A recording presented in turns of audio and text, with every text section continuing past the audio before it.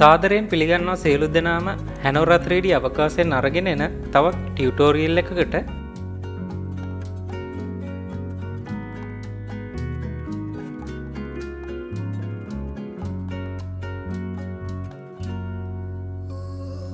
මම මුලින්ම ප්ලේන් එකක් ක්‍රියේට් කරගන්නවා.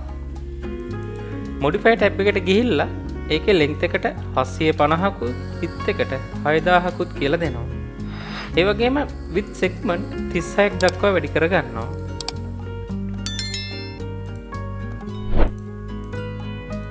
modify list එකෙන් FFD2 සහ bend modify දෙක ඇඩ් කරගන්නවා.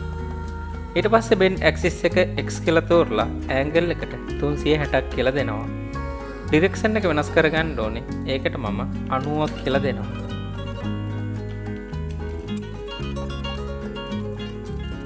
FFD වල control point select කරලා මම මේ point දෙක කොටු 4ක් පහලින් ගෙන තියා ගන්නවා.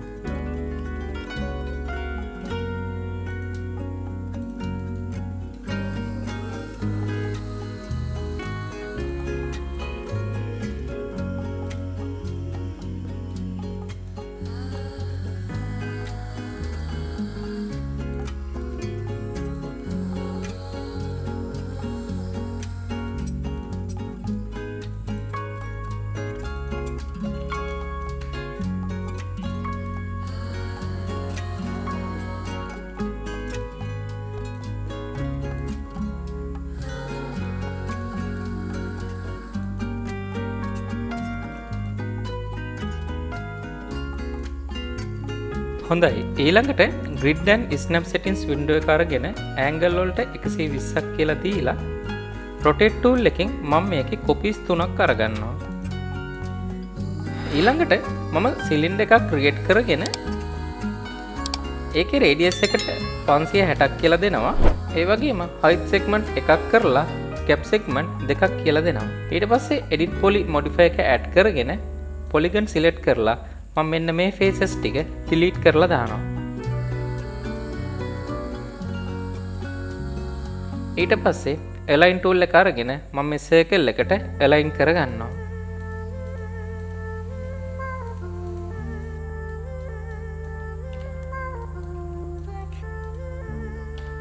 ඊළඟට මම මේ cylinder එකේ copy එකක් අරගෙන පහලින් තියා ගන්නවා.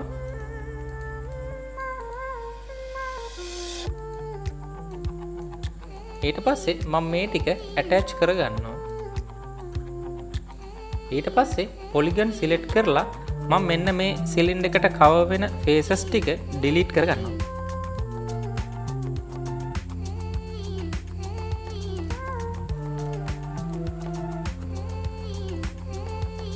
ඊට පස්සේ මම ඒ cylinder එකත් මේකට attach කරගන්නවා.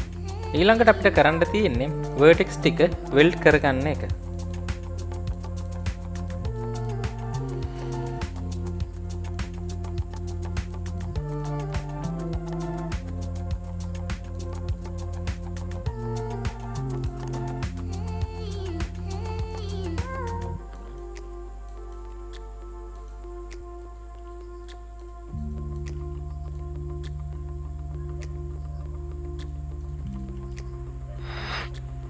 ඊට පස්සේ මම මේකට shell modify එක add කරගෙන inner සහ outer amount එකට 250 කියලා දෙනවා.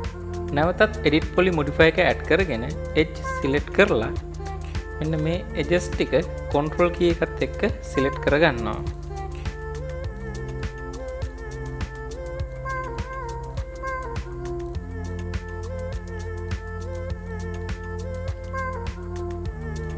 ඊට පස්සේ chamfer settings අරගෙන මෙතන amount එකට මම 30ක් කියලා දෙනවා. ඒ වගේම මෙතන segment ගාන දෙකක් දක්වා වැඩි කරගන්නවා. ඊළඟට මම කරන්නේ ring mode එක on කරගෙන මෙන්න මේ edges ටික select කරලා control key එකත් එක්ක polygon select කරනවා. ඊට පස්සේ extrude settings අරගෙන local normal වලට මාරු වෙලා height එකට ඍණ 30ක් කියලා දීලා apply කරලා okay කරනවා. ඊට පස්සේ මම මේ faces ටික detach කරගන්නවා.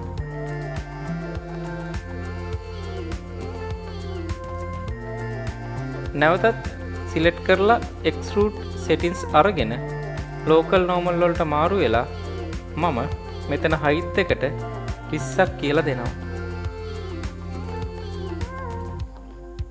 control I press කරලා මේ faces ටික delete කරගන්නවා.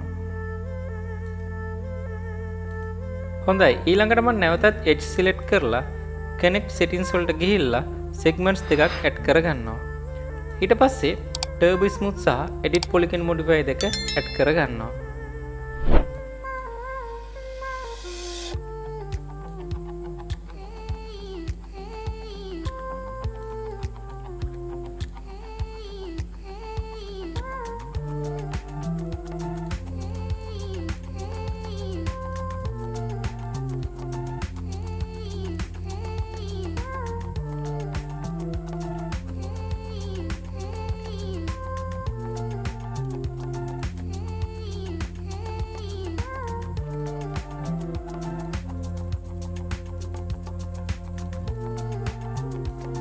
ඊළඟට මම මේ කොටස සිලෙක්ට් කරලා polygon modeling වලින් generate topology window එක open කරගන්නවා. ඒකේ ටැට යටතේ iteration වලගේ සහ smooth වලගේ එකක් කියලා දීලා මම මේ pattern එක apply කරනවා. ඊට පස්සේ element select කරලා සේරම faces මේ විදිහට select කරලා නැවත polygon වලට මාරු වෙලා insert settings වලට ගිහිල්ලා මෙතනින් by polygon තෝරලා මම amount එක 10ක් කියලා දෙනවා. ඊට පස්සේ මේ faces ටික delete කරගන්නවා. modify list එකෙන් මම නැවත මේකට shell modify එක add කරගන්නවා.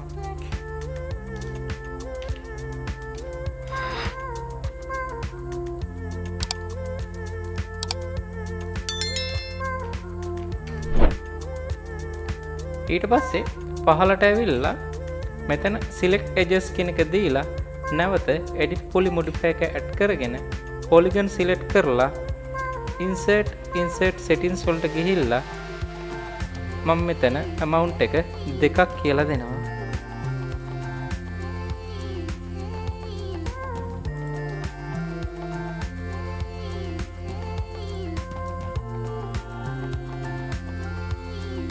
ඊට පස්සේ අවසාන වශයෙන් මම මේකට turbo smooth කියන modify එක add කරගන්නවා.